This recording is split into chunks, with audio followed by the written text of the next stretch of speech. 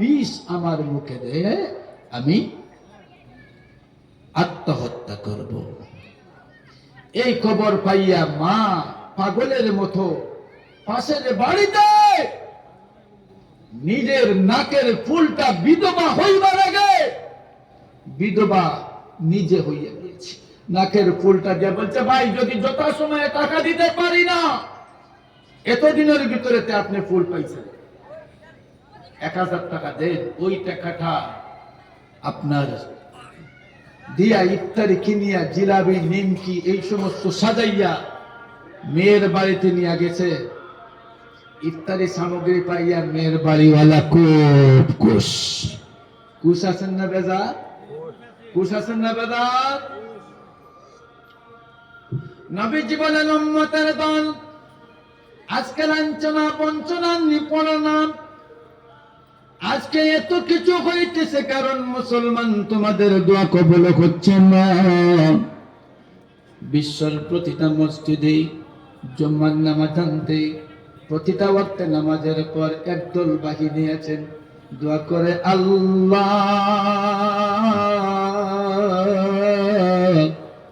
বিশ্বের সমুদায় মানব সম্প্রদায়ের মধ্যে আপনি শান্তি প্রতিষ্ঠিত করিয়া দাও। এরপরও দোয়া কবুল হইতেছে না। নবীজি বলেন, 3 ব্যক্তির দোয়াকে ফেরত দেওয়া হয় না উম্মত। এর মধ্যে এক ব্যক্তি হইল, তার ঘরের মধ্যে খাওয়ার সামগ্রী দ্রব্য রয়েছে, খাওয়ার দ্রব্য আছে, অথাল দ্রব্য আছে, পান করার পানীয় রয়েছে, শরবত রয়েছে, বিভিন্ন সামগ্রী রয়েছে, উত্তপ্ত গরম। তার গলাটা শুকিয়ে নিয়েছে, এরপরও পান করলো না। পেটের বুকার দায় চটপটি করতেছে, এরপরও মুখের মধ্যে খানা দিল না। চাইলে দরজা জানালা বন্ধ করিয়া এলাকার কোন মানুষ জানবে না, সে খাইতে পারত, পান করতে পারত। আমার ফেরেশতার দল, আমার বান্দা কার ডরে পান করলো না, কার ডরে তার মুখের মধ্যে খানা নিল না। ফেরেশতারা বলেন, আল্লাহ একমাত্র আপনার ডরে, আপনার ভয়ে আপনার বান্দা খানা পিনা থেকে বিরত থাকলো। আল্লাহ পাক রব্বুল আলামিন বলেন, আমার বান্দা আমার বান্দি সারাদিন সে উপবাস থাকলো, ঘরের মধ্যে খানার ব্যবস্থা আছে, পানির ব্যবস্থা আছে, খাওয়াইলো না, পানও করলো না আমার ডরে। আর ইফতারি সামগ্রী লইয়া সামনে লইয়া এখনো অপেক্ষায় আছে কখন মাগরিবের আযান হবে, এরপরে সে রোজা ত্যাগ করে খানা মুখ দিবে।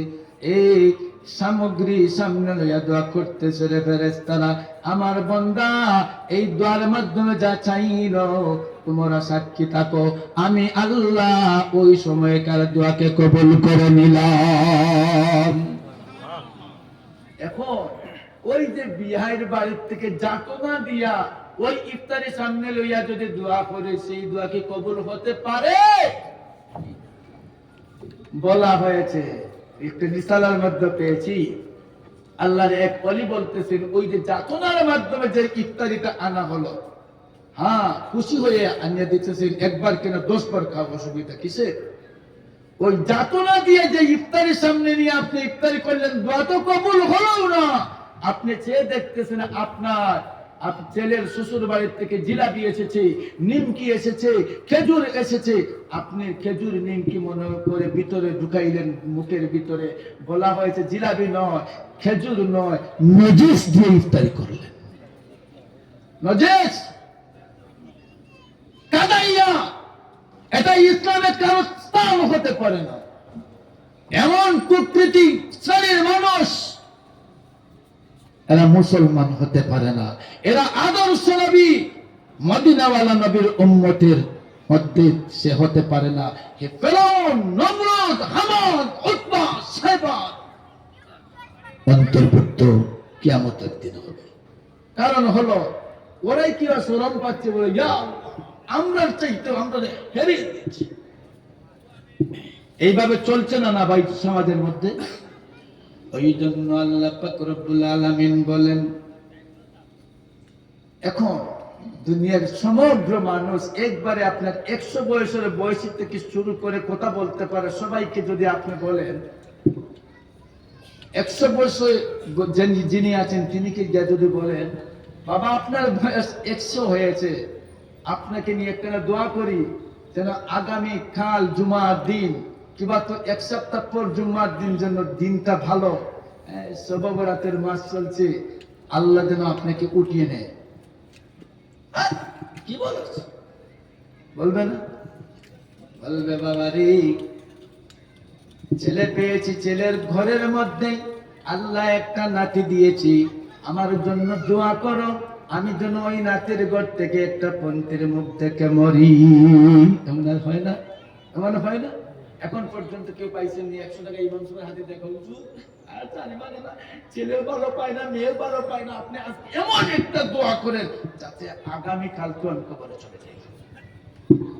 এমন দুঃখে হয় কোন সময় ছেলের যন্ত্রণা, বউয়ের যন্ত্রণা, মরি দিতাম কি পারবো আল্লাহ আমার বলতে না কেনে, আবার আল্লাহ যত কবুল করিল, এটা দুঃখ হচ্ছে। এখন উপর তারা আপনার কিলা রড বাবা এলো ঠিক করতো, সবাই চায় যেন তার হায়াত বেড়ে যায়, এমন আছে না নাই? সবাই চায়, একবারে সব ক্যাটাগরির সবাই চায় তারা যেন হায়াত বেড়ে যায়, ছেলে হোক, মেয়ে হোক, বৃদ্ধ হোক, বৃদ্ধা হোক। আবার সবাই চায় শান্তির জীবন না অশান্তির জীবন চায়? আপনার কোন মানুষ বিবাহ করেছে 20 বছর 25 বছর হয়ে গেছে, একটা দিনও স্ত্রীর সাথে কোনো যানজট ঝামেলা হয় নাই, তার পাশের ঘরে প্রতিদিন আপনার উহুদের যুদ্ধ, বদরের যুদ্ধ চলে, সে কি দোয়া করে বলে আল্লাহ, পাশের ঘরে প্রতিদিন তারা স্বামী স্ত্রী দোয়া করে, আল্লাহ আগামী কালকে যখন 10টার পর হবে রাত্রে, তখন যেন আমি এবং আমার স্ত্রীর মধ্যে আল্লাহ ইসরায়েলি যুদ্ধ শুরু হয়। দোয়া করবনি? কোন পাগল ছাড়া কেউ দোয়া করবনি? পাগল ছাড়া কেউ দোয়া করবনি ভাই? বলে আল্লাহ আমার স্ত্রীকে আমার অবাধ্য বানিয়ে দাও, ছেলেকে অবাধ্য বানিয়ে দাও, মেয়েকে অবাধ্য বানিয়ে দাও। আল্লাহ আমার গাড়িটা যদি অ্যাক্সিডেন্ট করে আমি মরে যাই, গাড়িও শেষ হয়ে যায়। আল্লাহ আমার দোকানে এত কাস্টমার, আল্লাহ কাস্টমারের জন্য আর না আসে। চায়নি কি? চায়নি। সবাই চায় সুখময়ী, শান্তময়ী, তার মনে যা চায় তা যেন সে পায়। যদি এমন হয় যে হায়াতও চাও, সুখের জিন্দেগিও চাও, আল্লাহ বলছে তোমাকে সুখের জিন্দেগি দেওয়া হবে। সুখের জিন্দেগি কোনটা? পবিত্র জিন্দেগি কোনটা? যেমন আমরা দেখেছি, যাকে তার কথা বলছি, রাঙ্গাহটি হুজুর রহমতুল্লাহি তাআলা আলাইহি, আল্লাহ উনার কবরকে যেন জান্নাতের গুলজার বানিয়ে দেন, বলুন আল্লাহুম্মা আমিন। কেউ কি সংখ্যা পেয়েছেন যে জনজান নামাজে কত মানুষ হয়েছেন? এমন জীবন করহ গঠন, মরিলে হাসিবে তুমি, কাঁদিবে ভবন। এমন একটা জীবন গঠন করছো, খান্দিয়া খান্দিয়া কৈলাসরটা কি আর আশা লাগছে? খান্দিয়া খান্দিয়া কৈলাসরটা কি? আমি নয়, হাজার হাজার মানুষ গাড়িতে জায়গা নাই লটকি আছে, ট্রেনে জায়গা নাই লটকি আইছে। আজকের যুগে যে যাই কো, আমরা এটা কর্ণপাত করি না, কিছু লেখিও না, বলিও না। কারণ হইল সব ফুল মিলিয়া যদি গোলাপ ফুলকে বলে তুমি, তোমার সুগন্ধ, তুমি দুর্গন্ধ, গোলাপ ফুল কিবা তো ভালো মানুষ কি এটা মেনে নেবে? মেনে নেবে নি? কখনো মেনে নেবে না। কারণ হলো গোলাপ ফুল গোলাপ ফুল। তুমি শিমিলের ফুল আর যারও ফুল হো না কেন, আর তার পরনিন্দা যত করো না কেন, গোলাপ ফুল গোলাপ ফুল, গোলাপ ফুল গোলাপ ফুল হয়ে থাকবে, ছিল, আছে, আর কিয়ামত পর্যন্ত থাকবে। যাক, সেদিকে আমি যাবো না। তো এই পবিত্র জীবন, ওই পবিত্র জীবন আর আরজালিল উমর, এটার মধ্যে পার্থক্য। পবিত্র জীবন আপনার ছেলেও কাঁদে, মেয়েও কাঁদে, স্ত্রী, আপনার স্ত্রীও কাঁদে, পুত্রবধূ কাঁদে, দামান কাঁদে, নাতি নাতিনি কাঁদে আপনার মরণে। আরজালিল উমর কাকে বলে জানেননি? নবীজি বলেছেন, উম্মত, উম্মিতা, তুমি আল্লাহর কাছে চাও, আল্লাহ তুমি এমন হায়াত আমাকে দিও না যেটা হলো আরজালিল উমর। আরজালিল উমর কোনটা? আপনার হায়াত বাড়লো, এখন আপনি নাতিকে ডাকলেন, আব্দুল করিম ভাই, আরে এটা উঠে আবার দুর্বুরা মত, বাড়ির কেউ দেখতে পারে না। ছেলে কয় আল্লাহ এমন একটা বিপদে পড়ছি, না বুঝাইতে পারি বউকে, না বুঝাইতে পারবো বাবাকে, এমন সমস্যা। কিছুক্ষণ আগে বাবা খাইছে, সে দেখেছে, কিন্তু এমন আপনার ব্রেইনের মধ্যে কমিয়ে এসেছে, আর মনে রাখতে পারলো বাবা খাইছি। কেউ এই জায়গায় কিতা চাচাজি ঠাকুরজি খাইছেন না, দিলে না খাইতাম। বই এখান দেখো আল্লাহ ই আজরাইল গীতা কলো তুরা দিয়ে আমি দিলাম, এখন তো মানুষ করবো আমি দিই। এমন আছে না নাই? এই বাপ দেখিয়া, এই অবস্থা দেখিয়া আপনার ছেলে মসজিদের কোনায় যাইয়া গিয়া কয় আল্লাহ আমি এমন একটা বিপদের মধ্যে পড়েছি, না আমার বউকে শান্তি দেই, না বাবার মরার কামনা করি। চিন্তা করতে পারলাম, এইদিকে বাবার সাথে যদি আমি লাগালাগি করি তাহলে আমার জান্নাত শেষ, আর স্ত্রীর সাথে লাগালাগি করলে আমার দুনিয়া শেষ। এমন একটা বিপদের মধ্যে পড়ে, ওই উমর যেন না হয়, সবাই যেন 100 বছর বয়সও যদি হয় এরপরে ওই জন্য সবাই কাঁদে, সবাই কাঁদে। এই জীবন যদি তুমি চাও তাহলে আল্লাহ পাক বলেন من عمل صالحا من ذكر أو أنثى وهو مؤمن। আল্লাহ পাক রব্বুল আলামিন বলেন, আমার পঠিত আয়াতের মধ্যে যে আয়াতটা আমি পাঠ করেছিলাম, ওই আয়াতের মধ্যে আল্লাহ পাক বলে তুমি নেক আমল করো, পুরুষ হও আর মহিলা হও, তাহলে এই নেক আমলের মাধ্যমে আল্লাহ পাকের ডায়েরির মধ্যে তুমি মুমিন বলিয়া গণ্য হইবা। শুধু তা না, ও আল্লাহর বান্দা বান্দিরে, আল্লাহ পাক বলেন ফালানুহিয়ান্নাহু হায়াতান তাইয়্যিবা। শুধু মুমিন বলিয়া যে তুমি গণ্য হইলা তা না,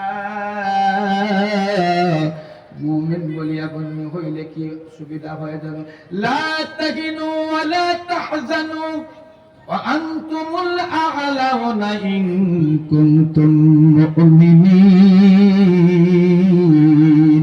আল্লাহ পাক বলেন তোমার নেক আমলের কারণে আমি আল্লাহ তোমাকে মুমিন মুমিনাদের মধ্যে গণ্য করিয়া লইলাম। আর মুমিন হওয়ার পর বান্দা আমার বান্দিরি, ইহ জগতে পর জগতে তোমার কোনো বয় ভীতির কারণ নাই, কোনো চিন্তার কারণ নাই। মুমিন মুমিনদের জন্য উদখুলুহা বিসালামিন আমিনিন। জান্নাতের 8টা দরজা আপনার জন্য অপেক্ষা। আপনার শুধু মরা হতো, শুধু মৃত্যু হতো, যেই দিন তোমার মৃত্যু হইয়া যাইবে ওই জান্নাতের 8টা দরওয়াজা তোমার রূহকে সম্বোধন করে আহ্বান করবে, আসো আসো। এরপরও শেষ নাই, আল্লাহ পাক বলেন নেক আমলের কারণে আর বদ আমল করার কারণে ও আমার বান্দা বান্দিরি ফালানুহিয়ান্নাহু হায়াতান তাইয়্যিবা।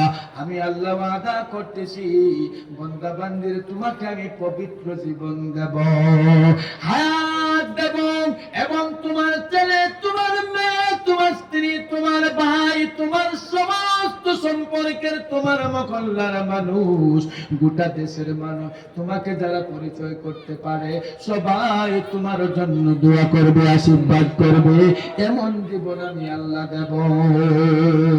সেই জীবন পাইতে রাজি আছিনি ভাই ইনশাআল্লাহ? কারা কারা রাজি আছেন একটু হাত উঠাই দেখান। মাশাআল্লাহ, নারায়ে তাকবীর। সেই নেক আমলের মধ্যে প্রথম আমল হলো যে মুমিন এবং মুমিন যারা না তাদের মধ্যে একমাত্র পার্থক্য হলো নামাজ। কি পার্থক্য? যারা মুমিন তারা কি করেন দেখি বলুন, যারা নামাজ পড়েন তারা কি করেন বলুন।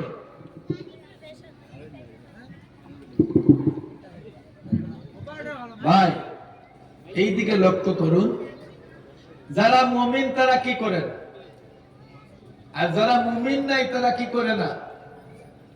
যারা মুমিন তারা কি করেন? নামাজ পড়েন। কি পড়েন?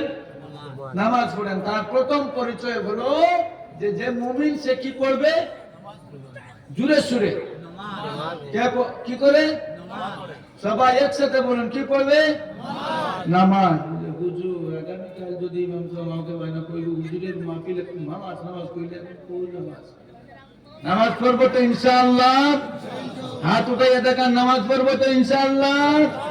ঘরে নামাজ পড়বো, কই পড়বো? কই পড়বো? মসজিদে পড়বো ইনশাআল্লাহ। মসজিদে ইনশাআল্লাহ পড়বো তো ইমামের পিছনে। আমি হাদিস আরবি বলছি না, বাংলায় সময় কম।